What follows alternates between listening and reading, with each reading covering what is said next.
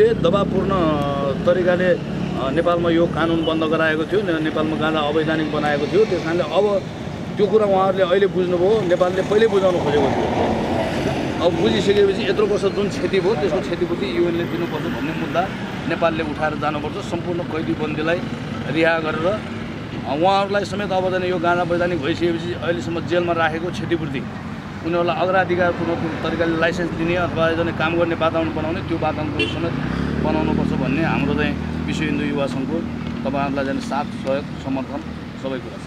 नेपालमा पूर्वीय दर्शनबाट पहिलेदेखि चाहिँ हाम्रो घरमा अझै पनि हाम्रो घरमा 4-5वटा गाँजाको बुट रोपिन्छ। किनकि हाम्रो गाई भैँसी बाख्राहरूलाई यदि पखरा लायो भने के गरिन्छ भन्दाखेरि घिउमा भुटेर त्यसलाई पिठोमा मिसेर पेडा पिण्ड बनाएर यो 2-3 डोज गराएपछि त्यो गाँजाको औषधि हुन्छ, जुन मेडिकलले पनि अहिले ठिक गर्न नसकेको कुरो गाँजाले गरिरहेको छ। त्यही भएर हाम्रो हरेक घरमा भइरहेको कुरोलाई र अहिले विभिन्न अब साथीहरूको जति पनि डायरिया हुन्छ त्यो डायरिया पनि रहेछ। जति पनि टेन्सन मुक्त हुन पर्यो भने यसको सेवन गरेपछि टेन्सन मुक्त भएको घटना छ। यसले यो अपराधिक गतिविधिहरू पनि नगरेको अहिलेसम्मको रेकर्ड छ। त्यही भएको हुनाले यसलाई 2008 सालमा हरेक जिल्लामा 10 रोपनी बिघा मात्रै रोप्नु भनेर नेपाल सरकारले 2008 सालमा यो हामीले दस्तावेज हेर्न सक्छौँ। तर यो दस्तावेजलाई युएनको जब के काठमाडौँ भन्ने सङ्घ विश्वभरि चर्चित भएर हिप्पीहरू काठमाडौँमा आएर इन्द्रचोकमा गाँजा चरेसमा लिप्त हुन थाले, त्यहाँपछि विदेशीहरूको सबैभन्दा आकर्षण काठमाडौँ भयो। सबै तपाईँहरूले हेर्न सक्नुहुन्छ, युट्युबमा सर्च गरेर के काठमाडौँ भन्ने गीत अझै पनि प्रख्यात छ। र त्यो देखेपछि युएनले नेपाललाई विकास गर्न नचाहेर के गर्यो भन्दा त्यसलाई नेपालमा ब्यान गर्यो। राजा महेन्द्रले यसको लागि पहल गरे, तैपनि यो भएन, उहाँको जीवन्तीपछि बच्छ। त्यही भएर अब समृद्धिको लागि युएनले पनि हामीले धेरै पहल गरेर युएनले पनि यसलाई लागु औषधि होइन जडीबुटीको लागि अगाडि बढाइसकेको छ। त्यही भएर हामीले के गर्नु पर्यो भने अब हाम्रो बाबुबाजे हाम्रै बच्चा हुँदाखेरि हाम्रो हजुरआमाहरूले जहिले पनि कक्कडमा खानुहुन्थ्यो, चिलिममा खानुहुन्थ्यो भने अहिले आएर त्यो हाम्रो संस्कृति कल्चर जुन छ नि त्यसलाई निमन्त्रण गर्नुहुन्न। र अहिले त हेर्दा त ओड्ने ओछ्याउने लाउने धेरै कुराहरू औषधिहरू सबै गाँजाबाट बन्दो रहेछ। अब जस्तै एसोकुमाको पेटेन्ट राइट अर्को देशले लिइसक्यो, गाँजाको पनि पेटेन्ट राइट सायद अर्को देशले लिइसक्ला। अहिले पनि विश्वमा 2टा यस्ता गाँजाहरू छन् जुन हिमाली प्रकारमा पाइन्छन्, त्यसको पेटेन्ट राइट यदि नेपालले लियो भने युरोप अमेरिका संसारभरि हाम्रो यो जिपिआर बढ्ने सम्भावना छ। त्यही भएर आर्थिक समृद्धिको लागि यो एकदम अपूर्ण छ। किनकि यो हाम्रो 77 जिल्लामा 77वटा जिल्लामा के छ गाँजा खेती हुन्छ भनेको त यो अब्बल दर्जाको खेती भयो।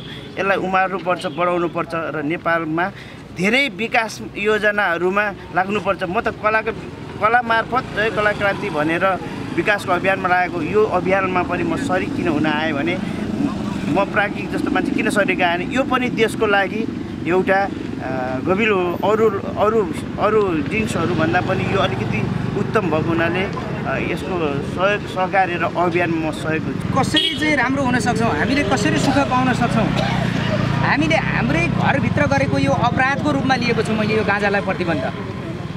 हाम्रो आयुर्वेद शास्त्रमा समेत गाँजालाई चाहिँ 5वटा जडीबुटीमध्ये अति महत्त्वपूर्ण स्थानमा राखेको एउटा जडीबुटी। शास्त्रले चाहिँ आयुर्वेद शास्त्रमा गाँजालाई के भनिएको रहेछ भन्दाखेरि विषले मूर्छित मान्छे पनि तपाईँको गाँजाको सेवनबाट होसमा ल्याउन सकिन्छ। हाम्रो आयुर्वेद शास्त्रले गाँजालाई यस्तो जडीबुटीको रूपमा चाहिँ व्याख्या गरेको छ भने यहाँका हाम्रा शासकहरू आज पनि यो पर्चा र पम्पलेट यहाँ 1 सेकेन्ड पनि टाँस्न पाइँदैन भनेर माथिबाट आदेश आएको छ भनेर जुन चाहिँ प्रहरी जवानहरूले भन्नुभयो, ती आदेश दिने शासकहरूलाई पनि यो कुरो थाहा हुनुपर्छ। हामीले कुनै पनि मुद्दाहरू पब्लिकमा आउँदा यसको फाइदा र बेफाइदाको विषयमा बहस गरेर यसलाई टुङ्ग्याउने हो। हामीले हावाका भरमा आफ्नो सनकका भरमा कुन सनकको माइन्ड बोकेर हिँडेको छ त्यो सनकका भरमा चाहिँ कुनै पनि चाहिँ राम्रो कामलाई पनि अपराध भनेर पुष्टि गर्न सकिँदैन। हामीले गाँजाको विषयमा हामीले एउटा राम्रो बहस ल्याउन सकिन्छ, छलफल लिएर आउन सकिन्छ।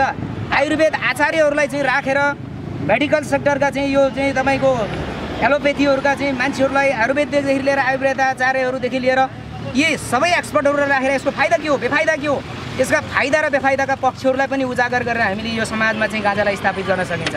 बेफाइदा छ, गाँजा खाएपछि मान्छे गजडी हुन्छ, मान्छेले चाहिँ नराम्रा क्रियाकलापहरू गर्छ, मान्छे बिग्रन्छ। यहाँ मान्छे किन बिग्रिएको छैन? गाँजा नखाने मान्छे बिग्रिएको छैन, बलात्कार गरेर बिग्रिएको छन्। यहाँ गाँजाको विषयमा प्रतिबन्ध लाउनेहरू पनि कति बलात्कारीहरू भएर चाहिँ उ भएछन्। यो समाजमा कति दुर्गन्ध फैलिएका छन् गाँजाको कारणले। यो समाजमा यो मानव जीवनै यस्तै हो। हामी जीवन जिया छौँ, जीवन जिउनुको बेफाइदा भनेको हाम्रो मृत्युमा गएर परिणत हुन्छ। कस्तो बेफाइदाको हामीले जीवन जिया छौँ। जीवन जिउँदै गर्दा पनि हामीसँग मृत्यु छ भने हामी यो गाँजाको बेफाइदाको विषयलाई लिएर हामी किन चाहिँ रोक्ने?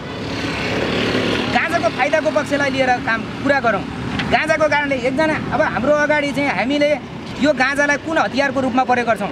यसलाई समाजलाई चाहिँ समाजको फाइदाको लागि प्रयोग गर्छौँ कि बेफाइदाको लागि प्रयोग गर्छौँ? जस्तै कुनै पनि एकजना सन्काको हातमा हतियार प्रयोग गर्यो भने त्यो सन्काले चाहिँ मान्छेको चोला नै उडाइदिन्छ, हिंसा मच्याउँछ। तर त्यही हतियारलाई सही सदुपयोग गरियो भने मानव संसारमा आतङ्क मचाउनेहरूलाई चाहिँ रोक्ने पनि त त्यही हतियार हो नि। एउटा सन्काको हातमा चाहिँ हतियार नपारौँ। हामीले गाँजालाई के गरिएको छ? एउटा बेफाइदाको लागि हजार फाइदाहरूलाई हामीले चाहिँ आहुति दिएको छ, आगोमा खरानी पारिएको छ। एउटा बहस गरौँ।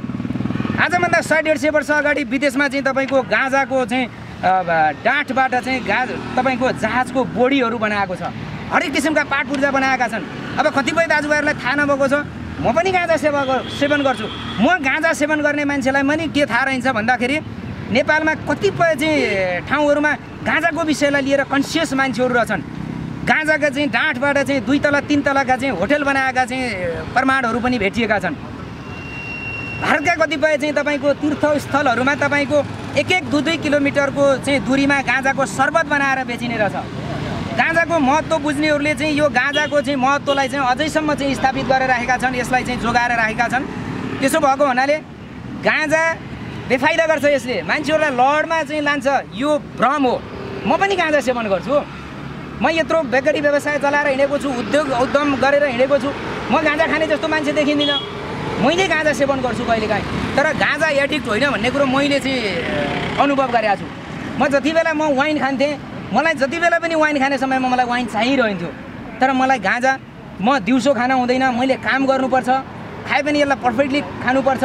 मलाई त्यो रक्सी खाने बेलामा जति बेला लत लाग्थ्यो मलाई कहिले पनि गाँजाले लत लागेन। अनि गाँजाबाट चाहिँ रक्सीको मातबाट कतिपय मान्छेहरूले हिंसा मचाएका छन्, बाटामा पिसा फेर्दै हिँडेका छन्। मान्छेलाई चाहिँ अलिकति हिंस्रक काम गर्नु पर्यो, कसैसँग रिसिपी साम्नु छ भने रक्सी तानेर चाहिँ तपाईँको चाहिँ मदिरा तानेर गएर मान्छेलाई सुइगाउँछ। गाँजा खाएको मान्छेले चाहिँ तपाईँको गाँजा खायो भने बिहान दुश्मनी भएको मान्छेलाई पनि बेलुका उसले चाहिँ केही दया, केही अलिकति चाहिँ विवेक मान्छेले प्रयोग गर्न सक्छ। त्यो भएको हुनाले गाँजाले बेफाइदा गर्छ। यहाँ समाजमा सामाजिक कामको आवरणमा, सामाजिक व्यक्तित्वको आवरणमा कति हिंसा मचाएका छन्, कलाकारहरूको आवरणमा कति हिंसा मचाएका छन्, यो समाजका बुद्धिजीवीहरूको आवरणमा कति हिंसा मचाएका छन्। फाइदाको पक्षलाई तिनै बनाउने हो नि। गाँजाले चाहिँ बेफाइदा गर्छ भने गाँजा खाएर चाहिँ मान्छेले गाँजाको बेफाइदाको पक्षलाई कसरी कानुनी रूपमा, राज्य किन चाहिएको, प्रहरी किन चाहिएको, सेना किन चाहिएको, राज्यको संयन्त्र किन चाहिएको? रक्सीले मान्छेहरूलाई चाहिँ हत्या गर्नको लागि उत्प्रेरित गरिरहेको छ, रक्सी बन्द नगर्ने। गाँजाले जसले चाहिँ शास्त्रले समेत शालीनता, धैर्यता, त्यो समाजमा प्रेम, कतिपय तराईका चाहिँ गाउँहरूमा चाहिँ आजभन्दा 50-60 वर्ष अगाडि जति बेला गाँजा वैधानिक थियो, एउटा गाउँको तराईतिर विशेष गरी एउटा गाउँको गजडी अर्को गाउँमा जाँदाखेरि एउटा प्रेमी सरह व्यवहार गरिन्थ्यो, एउटा साथीभाइ र आत्मीयताको हिसाबले चाहिँ व्यवहार गरिन्थ्यो। गाँजाले मान्छेलाई यस्तो चाहिँ किसिमको समाजमा एउटा भावनात्मक सम्बन्धलाई चाहिँ पनि प्रगाढ बनाउँछ भन्ने जडीबुटीको विषयमा यहाँका यसो 2-4 कक्षा पढेका लिडा बुझा बुद्धिजीवीहरू के गर्छन् भन्दाखेरि गाँजाको बेफाइदाको पक्षमा शास्त्र अकाट्य छ। शास्त्रले समेत हाम्रा ठुला आयुर्वेद आचार्यहरू, ठुल्ठुला ऋषिमुनिहरू, ठुल्ठुला त्यागी तपस्वी योगी चाहिँ विद्वानहरूले त्यति बेला हाम्रो चाहिँ ठुलो खोज अनुसन्धान गरेर चाहिँ गाँजाको विषयमा चाहिँ प्रमाणित गरेर चाहिँ वेदमा लेखेका हुन्। आजका सन्काहरूले यहाँ बाहिर भुगे जस्तो गरेर चाहिँ गाँजाको विषयमा कसैले पनि गरे होइन। हाम्रो शास्त्रले दिएको महत्त्वलाई आज खिचेर 50, 60, 70 झन्डै 70 वर्षदेखि चाहिँ नेपालमा गाँजाको यो वैधानिकतालाई समाप्त पारेर आज तपाईँको गाँजाको डाँठबाट हुने चाहिँ कलात्मक सामग्रीहरू, गाँजाको झराबाट हुने गाँजाको रेसा 1 नम्बर चाहिँ तपाईँको चाहिँ कपडाको लागि चाहिँ प्रयोग हुँदो रहेछ। गाँजाबाट बनेका सामानहरू सयौँ वर्ष टिकाउ। तपाईँको चुनामा मात्रै गाँजाको डाँठ चाहिँ मिसाएर चाहिँ तपाईँका ठुल्ठुला कन्स्ट्रक्सनहरू बनायो भने त्यसले जाडो र बाहिरको चिसोलाई पनि चाहिँ तपाईँको कन्ट्रोल गर्ने र गर्मी महिनामा चाहिँ तपाईँको बाहिरको गर्मीलाई पनि कन्ट्रोल गरेर चाहिँ पर्यावरणलाई पनि सन्तुलन बनाए। र अब यी लिडापिचाहरूले चाहिँ यो गाँजालाई चाहिँ वैधानिक गर्न हुन्न, गाँजाको विरुद्धमा खनिने, गाँजाको अभियानलाई चाहिँ रोक्न खोज्ने लिडाबुच्चाहरूले गाँजाको विषयमा मजाले अध्ययन गर्ने।